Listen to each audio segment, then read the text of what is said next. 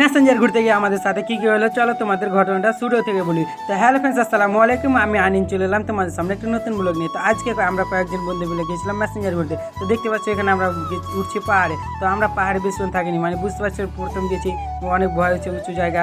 তারপর আমি এখানে আমার বন্ধুকে বললাম আমাকে একটা স্লো মোশন ভিডিও বানিয়ে দিই। তারপর এখান থেকে নেমে আমরা সিধে চলে গেছিলাম বোর্ডে, মানে বুঝতে পারছো গাইস, বোর্ডে গিয়ে এত মজা করলাম কী বলবো তোমাদেরকে। তো তোমরা নিজে শুনে নাও আমরা কত মজা করলাম। দেখো গাইস কত মজা করছি একবারে। তারপরে এখানে মজা টজা করার পর আমরা এখানে একটা এত সুন্দর একটা ভিউ দেখতে দেখতে আমরা এখন যাব অন্য জায়গা, মানে বুঝতে পারছো এক জায়গায় থাকলে তো হবে না।